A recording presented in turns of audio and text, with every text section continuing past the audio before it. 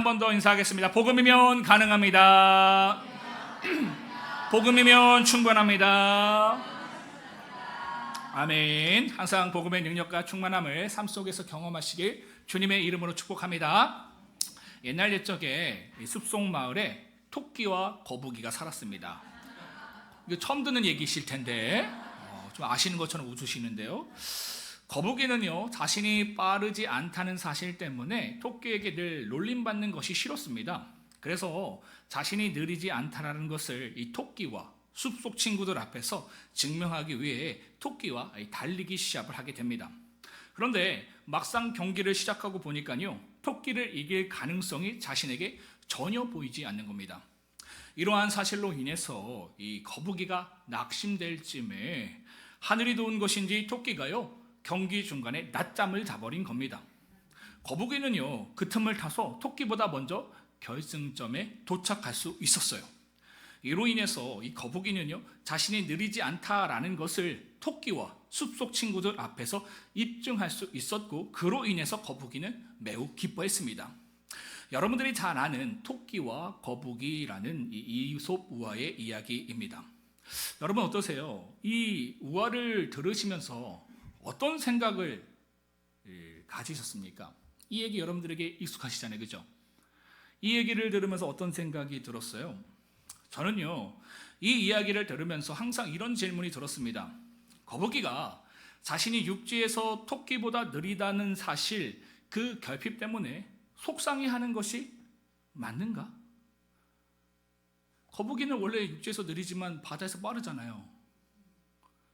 근데 육지에서 빠르지 못한 것 때문에 지금 속상한 거잖아요, 그죠? 이렇게 속상하는 것이 맞을까? 그래서 자신이 토끼보다 빠르기를 늘 소망하고 소원하며 사는 인생이 과연 맞는 인생일까? 또한 자신이 토끼와 경기를 하면서 이길 수 없다는 사실을 깨닫고 토끼가 잠이 들기만은 바라는 모습이 과연 맞는 인생일까? 내가 이길 수 없으니까, 내가 채울 수 없으니까 토끼야 제발 잠들어라, 토끼야 제발 닥쳐라. 이것을 고대하면서 사는 인생이 맞는 인생일까요? 거북이의 발음대로요, 토끼가 잠이 들었어요. 할렐루야.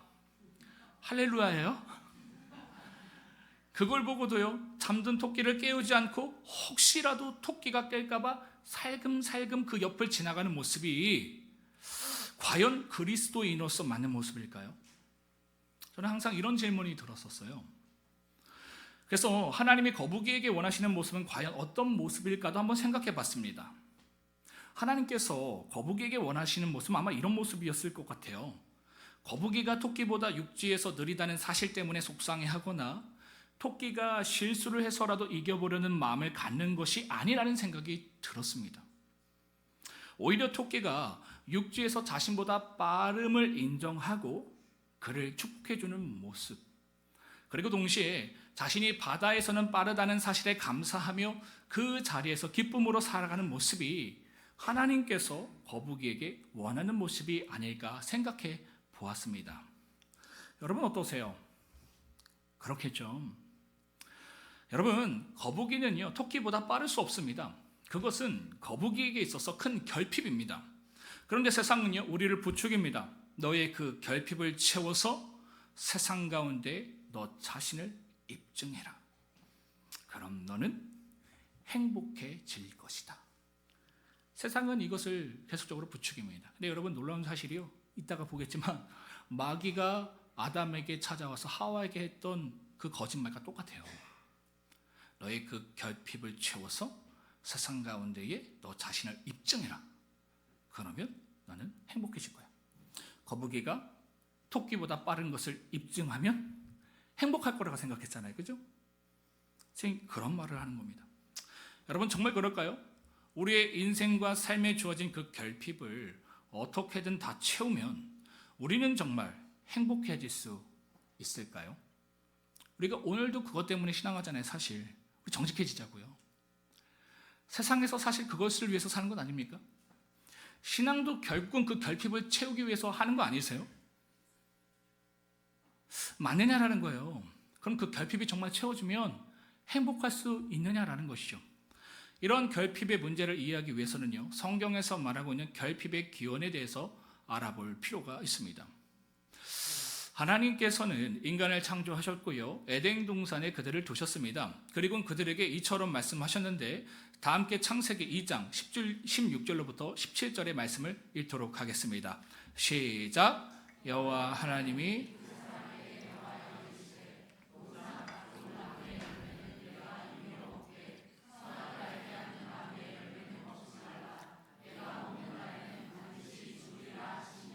무엇입니까? 동산의 대부분의 열매는 너가 먹을 수 있지만 선악을 알게 하는 나무의 열매, 선악과만큼은 먹지 말아라.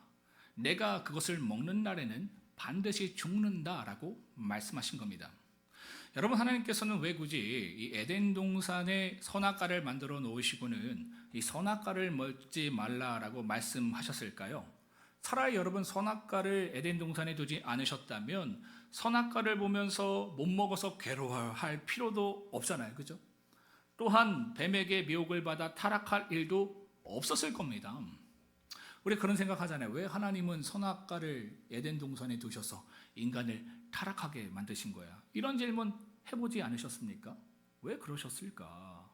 왜 하나님께서는 굳이 선악을 알게 하는 나무를 에덴 동산에 두셨을까? 이에 대한 답을 얻기 위해서는요, 인간의 창조 구성을 살펴보아야 합니다. 여러분, 인간은 무엇으로 창조되었습니까? 다 함께 창세기 2장 7절을 읽도록 하겠습니다. 시작. 여호와 하나님이 땅의 흙으로 사람을 지으시고 생기를 그 코에 불어 넣으시니 사람이 생명이 되니라. 아멘. 인간이 무엇으로 창조되었대요? 땅의 흙. 히브리어로 보면 이게 먼지입니다. 이 흙과 생기, 이것도 히브리어로 보면 하나님의 영이에요. 그러니까 흙과 하나님의 영, 생기로 창조되었다라는 것이죠. 그럼 여기서 제가 한번 여러분들에게 질문 한번 해보겠습니다. 인간은요, 땅의 먼지, 흙과 하나님의 영으로 창조되었다고 했잖아요. 그럼 인간은 처음부터 죽는 존재로 창조되었을까요? 아니면 영원히 사는 존재로 창조되었을까요? 어떠세요? 인간은 처음부터 죽는 존재로 창조되었을까? 아니면 영원히 사는 존재로 창조되었을까? 정답은요, 둘 다입니다. 인간은요, 처음부터 죽는 존재로 창조되었지만 하나님의 은혜로 영원히 사는 존재로 살아갈 수 있었습니다. 그 이유는 이렇습니다. 인간이 하나님의 영으로 창조되었습니다. 그래서 이처럼 하나님께 부여받은 영혼은요, 무한하신 하나님으로부터 분리되어 나온 것이기 때문에 영원할 수 있었어요. 그러나 인간의 육체는 달랐습니다. 인간의 육체가 땅의 먼지로 창조되었다라는 것은 인간의 육체는 태생적으로 언제든지 죽을 수 있는 유한한 존재로 창조되었다라는 것을 의미합니다. 그런데 인간의 육체가 영원히 살 수 있는 방법을 하나님께서 열어두신 거예요. 다 함께 창세기 3장 22절을 읽도록 하겠습니다. 3장 22절입니다. 시작.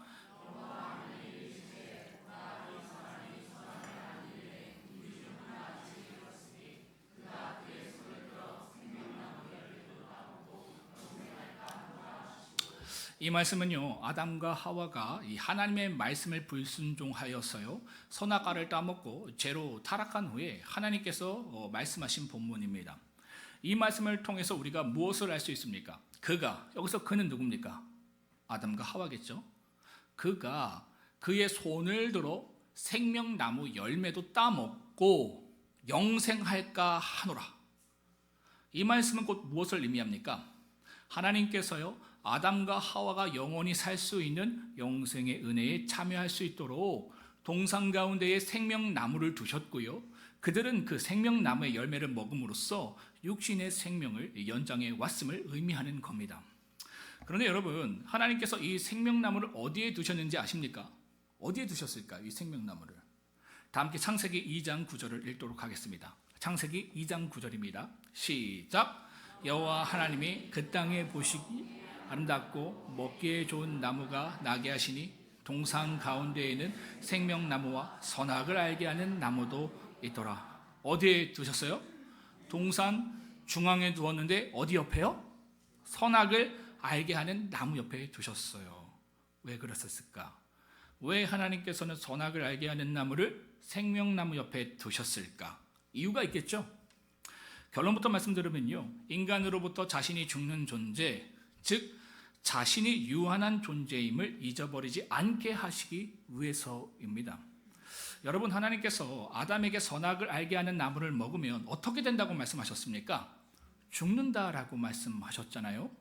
그럼 아담이요, 한번 생각해 보세요. 선악을 알게 하는 나무를 볼 때마다 그가 무슨 생각을 하겠습니까? 나는 언제든 죽을 수 있는 존재이구나. 여러분, 아담과 하와에게 있어서요, 나는 언제든 죽는 존재이구나 라는 사실을 깨닫는 것은요, 너무나도 중요합니다. 왜냐하면 그래야지만 영원한 생명과 인생의 소망이 피조물인 자기 자신에게 있는 것이 아니라 창조주이신 하나님께 있음을 알고요, 하나님이 그들에게 베풀어 주신 은혜, 그 생명나무를 향해 나아가 그 열매를 먹고 영생할 수 있었기 때문입니다. 그런데 여러분, 에덴 동산은 어떤 세상입니까? 모든 것이 영원할 것 같은 세상입니다. 그러면 그 속에서요, 인간은 어떤 착각을 할 수 있겠습니까? 자신도 스스로 영원할 수 있다라고 착각할 수 있습니다. 하나님의 은혜로 주어진 은혜인데, 영생인데 자기 스스로 그러한 영생을 가지고 있다라고 착각할 수 있다라는 것이죠. 우리도 동일합니다. 영원하지 않은 세상을 지금 살아가고 있어요. 우리가 죽는 것도 알고 있습니다. 그럼에도 불구하고 마치 우리는 영원히 살 것 같이 살아갑니다. 우리 죽는다라는 것을 알아요. 그죠? 근데 여러분, 죽는다라는 것을 정말 느끼고 살아가세요? 근데 왜 집착하세요? 난 어차피 죽는데. 어차피 이 땅에서 우리가 죽으면 다 가져갈 수 없는데 왜 여러분 이렇게 집착하는 겁니까? 마치 내가 영원히 살 수 있을 것이라고 착각하기 때문이에요. 타락한 세상도 그런데, 완전한 것 같은 그 세상 가운데 우리도 그런 착각을 할 수 있겠죠. 나는 죽는 존재가 아니다. 내 스스로 모든 것을 할 수 있는 존재다. 착각할 수 있습니다. 이런 착각, 스스로 영원히 살 수 있다는 착각에 아담이 빠지면 어떻게 되는 겁니까? 생명나무에 가서요, 그 열매를 먹어야 산다는 것을 잊어버릴 수 있겠죠. 그럼 어떻게 되는 겁니까? 하나님이 그들에게 베풀어 주신 영생의 은혜에서 끊어지는 겁니다. 그래서 하나님께서요, 선악을 알게 하는 나무를 생명나무 옆에 두셔서 인간이 자신이 죽는 존재임을 정확하게 인지할 수 있게 하신 거예요. 그로 인해서 그들로 하나님께서 베푸신 영생의 은혜에 참여할 수 있게 하신 겁니다. 그러니까 가장 잘 보이는 에덴 동산 중앙에 높은 곳에 이 선악을 알게 하는 나무를 두신 거예요. 그걸 볼 때마다 어떤 생각이 든다고요? 나는 죽는 존재이다. 나에게 소망이 없다. 나는 하나님의 은혜로 살아가야 된다. 그래서 그 옆에 뭘 봐야 되는 거예요? 생명나무를 봐야 되는 거예요. 나는 하나님의 은혜로 사는 존재이구나. 이거를 하나님께서 깨닫게 하시기 위해서 이와 같이 하셨다라는 겁니다. 여러분, 이 생명나무는요, 이 창세기에 한번 등장하고 사라졌다가 어디에서 등장하는지 아십니까? 어디에서 등장해요? 우리 교회 보니까 성경 공부도 많이 하시고 성경 통독도 많이 하시는 걸로 알고 있는데 어디에서 나타납니까? 요한계시록에서 나타나요. 한번 보세요. 한 20몇 장이 있는데 갑자기 요한계시록에서 등장합니다. 그래서 이 생명나무를 예수 그리스도를 통해서 누리게 되어 있어요. 자, 이 생명나무가 결국은 예수 그리스도를 상징하는 예표입니다. 그러니까 우리가 늘 예수를 바라보면서 살 수 있는 그 은혜, 그것을 지금 말하고 있는 거예요. 그 안에 생명이 있고 우리가 그분을 바라볼 때에 우리가 그 은혜를 누릴 수 있다는 것을 얘기하는 것이죠. 이처럼 하나님께서요, 선악을 알게 하는 나무를 에덴 동산에 두신 것은요, 인간을 통제하거나 고통을 주기 위해서가 아니었습니다. 더 큰 결핍 가운데 인간을 두시기 위함도 아니었어요. 오히려 인간을 향한 하나님의 배려이자 은혜였습니다. 내가 생각했을 때는 결핍처럼 느껴지는데 그게 결핍이 아니었다라는 거예요. 오히려 하나님의 배려이자 은혜였다라는 것이죠. 그런데 어느 날 악한 영을 상징하는 뱀이요, 하와에게 찾아와서 거짓말을 통해서 이 하나님의 은혜를 저주가 가득한 결핍으로 그 시선을 완전히 바꿔버립니다. 악한 마귀가요, 늘 우리로 하나님을 믿지 못하게 하는 방법이 바로 이거예요. 우리가 가진 결핍, 그 결핍을 은혜로 해석하는 것이 아니라 저주로 해석하게 만드는 겁니다. 그래서 하나님을 믿지 못하게 만드는 거예요. 이게 아주 악한 마귀 사단의 고전적인 방법입니다. 당시에도 이렇지만 지금까지도 그러는 거예요. 그 사탄의 거짓말이요, 창세기 3장 4절로부터 5절에 잘 나와 있는데, 다 함께 창세기 3장 4절로부터 5절을 읽도록 하겠습니다. 시작. 뱀이 여자에게 이르되 너희가 그것을 먹는 날에는 너희 눈이 밝아져 하늘같이 되어 선악을 알 줄 하나님이 아심이니라. 어떤 거짓말입니까? 사실 하나님께서 너희에게 선악과를 먹지 못하게 하신 것은, 그 결핍을 두신 것은 하나님께서 너희를 사랑하셔서가 아니라, 그 결핍이 있어야 생명나무를 보잖아요. 은혜잖아요. 근데 하나님께서 너희를 사랑하셔서가 아니라 너희를 시기하기 때문이다 라고 말하는 겁니다. 그러니까 하나님의 지금 시선을 완전 바꿔놓는 거잖아요. 이게 사단의 전략이에요. 너에게 있는 그 결핍, 그 은혜 아니야, 저주야. 하나님이 살아계시면 어떻게 그 결핍이 있을 수가 있어? 너 속은 거야. 지금 이 얘기를 하는 겁니다. 그래서 너희가 선악과를 먹어서 하나님처럼 될까 봐 하나님이 너에게 먹지 말라고 한 거야. 악한 마귀는 거짓말을 하고 있는 겁니다. 사실 정반대였습니다. 피조물이기 때문에 태생부터 죽음이라는 결핍이 있는 인간에게 오히려 생명나무를 허락해 주셨어요. 피조물 중 유일하게 하나님처럼 영생할 수 있는 존재로 살아갈 수 있도록 인간에게 베푸신 은혜였다라는 것이죠. 또한 인간이 스스로 영생할 수 있다고 착각해서요, 생명나무 열매를 먹는 것을 잊어버릴 것을 우려하셔서 마치 결핍처럼 보이는 선악을 알게 하는 나무를 생명나무 곁에 두셔서 하나님의 은혜에 항상 머물게 하신 은혜 사건이다라는 것이죠. 이처럼 하나님께서요, 선악과를 두시고 그것을 먹지 말라고 하신 것은 인간으로요, 더 큰 결핍 가운데 두시려고 하신 것이 아닙니다. 결핍이 있는 인간에게 그 결핍이 결핍으로 느끼지 않도록 하신 하나님의 은혜였다라는 것이죠. 그런데 악한 마귀가요, 그들로 하나님이 주신 은혜를 저주가 가득한 결핍으로 바꿔놓은 겁니다. 그리고 그 결핍을 통해서 하나님의 이미지도 왜곡시켜 버리는 거예요. 사랑의 하나님을 시기의 하나님으로, 믿지 못할 존재로, 심지어 대항할 존재로 여기게 만들었다. 이게 사단의 전략이에요, 여러분.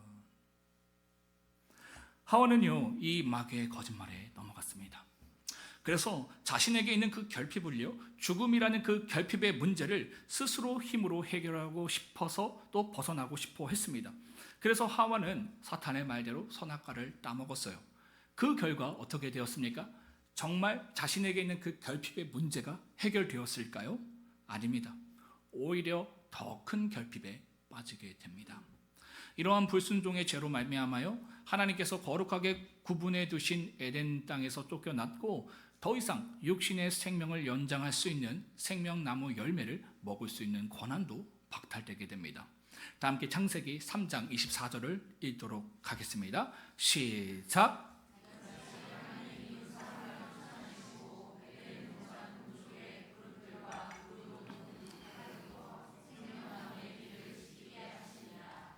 생명나무를 통해서 그 하나님의 은혜 가운데 있을 수 있다고 했잖아요. 근데 이 선악과를 결핍으로 우리에게 해석하게 한 거예요. 그래서 결국 뭐를 잃어버렸어요? 그 은혜를 잃어버리게 되었다. 이게 마귀의 전략이다라는 것이죠. 여러분, 우리 모두에게 적어도 하나씩은요, 내가 수고하고 노력하여도 채울 수 없는 불가항력적인 결핍이 있습니다. 이러한 결핍은요, 여러분 잘 들으세요, 채우려고 발부둥 치는 것이 아니라 어떻게 해야 될까요? 받아들이는 겁니다. 왜냐하면 여러분이 늘 불편하게 생각했던 그 결핍이 아니라 은혜이기 때문입니다. 마치 아담에게 선악과라는 결핍을 주심으로 생명나무를 보게 하신 것처럼 우리가 어찌할 수 없는 그 결핍으로 우리로 생명 되신 예수 그리스도를 보게 하시고 그분 안에 있는 참 생명과 기쁨을 누리게 하시기 때문이다라는 것이죠. 여러분이 잘 아시는 것과 같이 바울에게도 자신의 힘으로 어찌할 수 없는 결핍이 있었습니다. 그것은 바로 육체의 가시였어요. 학자들은 이러한 바울의 이 육체의 가시가 안질병이었다, 혹은 간질이었다, 의견이 분분하지만요, 분명한 것은 이 육체의 가시가 바울이 이 복음을 전하는 자신의 사명을 감당함에 있어서 가장 큰 걸림돌이 되었다라는 것은 사실입니다. 그렇겠죠. 일상생활의 불편함뿐만 아니라 사명자잖아요. 여러분, 사명자가 사명을 감당하지 못하면 그것만큼 힘든 거 없거든요. 저도 그래요. 제가 가장 힘든 게 제가 목회자로 부르심을 받았는데 목회자로서의 어떤 역할을 감당하지 못하면 그게 힘들어요. 생각해 보십시오. 바울이 강단에서 하나님은 전능한 하나님이십니다. 치유의 하나님이십니다. 그렇게 선포해 놓고는 본인이 이 간질병으로 막 경련을 일으키는 그 모습을 한번 상상해 보세요. 이 복음이 되겠습니까? 아니, 하나님 전능하십니다. 하나님 능력 있습니다. 라고 했는데 정작 자신은 경련을 일으키고 있다고요. 정신을 차리고 일어났을 때 그 어떤 모멸감, 그 허탈함, 얼마나 힘들었겠어요. 그죠? 분명 이것은 바울에게 큰 결핍이었습니다. 그래서 바울이요, 하나님께 다음과 같이 간구했던 겁니다. 다 함께 고린도후서 12장 7절부터 8절을 읽도록 하겠습니다. 시작. 여러 계시를 받은 것이 지극히 크므로 곧 사탄의 사자를 주셨으니 이는 나를 쳐서 너무 자만하지 않게 하려 하심이라. 이것이 내게서 떠나가게 하기 위하여 내가 3번 주께 간구하였더니. 바울도, 이 신앙의 대가인 바울도 이 결핍 때문에 힘들었다고요. 그래서 하나님께, 하나님 이 결핍 좀 나에게 거두가 주세요. 이 결핍이 있으면 하나님을 하나님으로 믿을 수가 없어요. 너무 힘들어요. 이것 좀 채워주세요. 왜 나에게 이 결핍을 주셨는지 한번 말씀 좀 해주세요. 이거 내가 지금 답하지 못하면 더 나아갈 수 없어요. 믿을 수 없어요. 하나님께 간구합니다. 그랬더니 하나님께서 이러한 바울의 기도에 다음과 같이 말씀하셨습니다.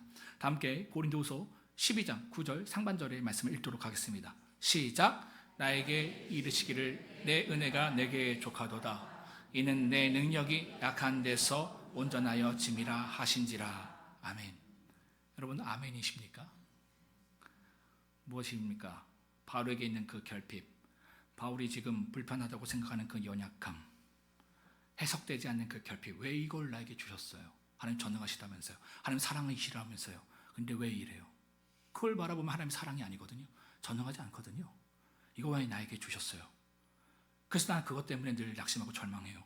그로 인해서 나의 삶을 저주하였고 하나님까지도 부정하면서 살았어요. 그 결핍.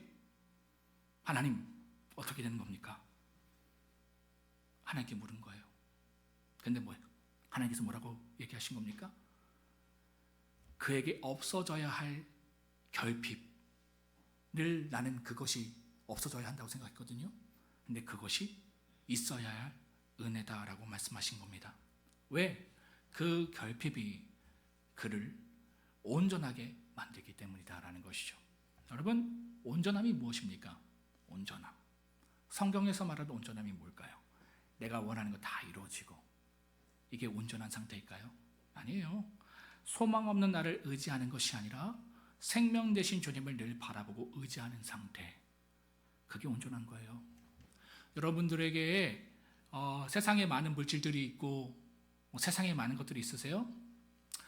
그런데 그것으로 인해서 하나님을 의지하지 못하세요? 그럼 온전한 상태가 아닙니다. 그런데 나에게 결핍이 커요. 근데 그 결핍으로 인해서 영원하신 하나님, 생명 되신 그 하나님께 나아가고 그분을 붙들고 그분을 누릴 수 있으십니까? 그럼 온전한 거예요. 하나님께서는 이 온전함을 바울에게 주고 싶으셨던 겁니다. 왜? 사랑하니까. 하나님으로부터 자신에게 주어진 결핍이 저주가 아니라 은혜라는 사실을 깨달은 바울은요, 다음과 같은 고백을 하게 됩니다. 다 함께 고린도후서 12장 9절 하반절에서 10절까지를 읽도록 하겠습니다. 시작. 그러므로 도리어 크게 기뻐함으로 자랑하는 이는 그리스도의 능력이 내게 머물게 하려 함이라. 그러므로 내가 그리스도를 위하여 악한 것들과 능력과 궁핍과 박해와 공고를 기뻐하노니 이는 내가 약한 그때의 강함이라. 아멘. 여러분, 이것이요 바울의 실력이었습니다.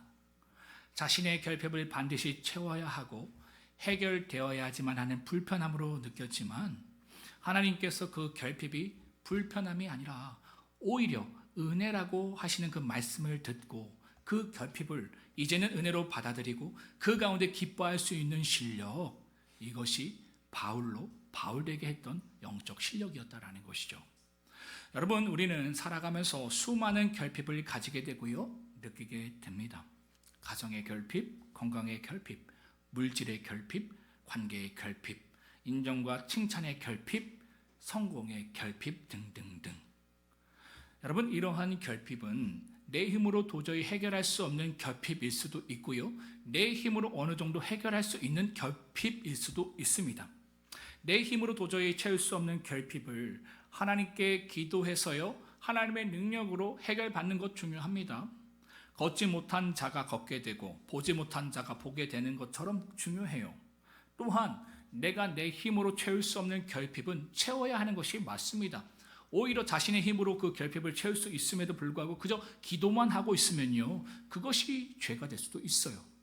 이처럼 내 힘으로 도저히 채울 수 없든 내 힘으로 채울 수 있든 그러한 결핍의 문제에서 중요한 것은 무엇이냐면 나를 향하신 하나님의 뜻입니다.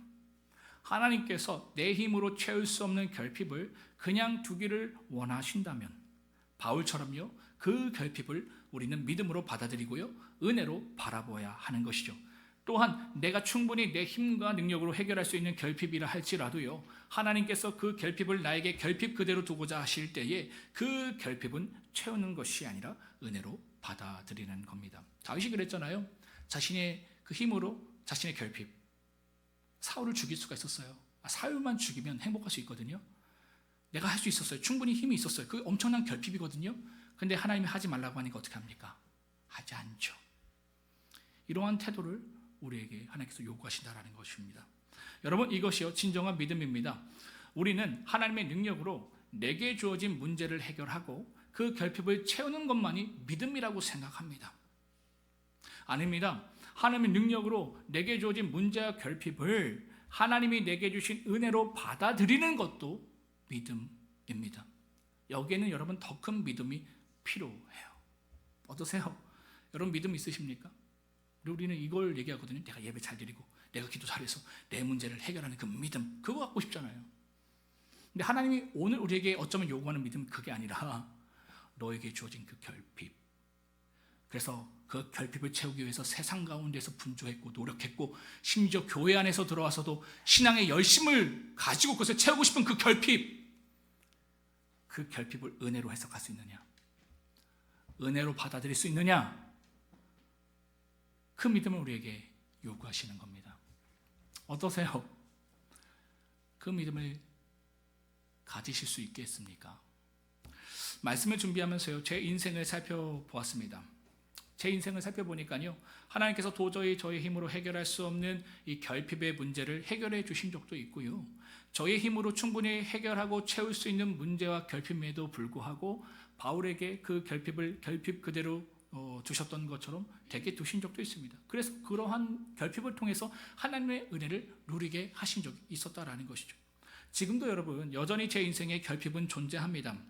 이러한 결핍들이 제게 있기에 저도 기도하는 거예요. 하나님, 하나님의 능력으로 이 모든 문제와 결핍이 해결되고 채워지기를 원합니다.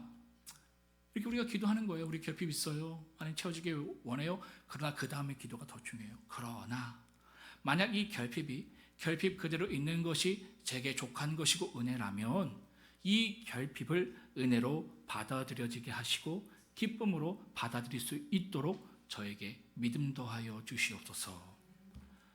이 기도가 저와 여러분들의 기도가 되어야 할 줄 믿습니다. 그래서 바울처럼요, 우리의 그 연약함이 하나님으로부터 오는 은혜와 능력을 소유하고 누리는 축복의 통로가 되기를 주님의 이름으로 축복합니다.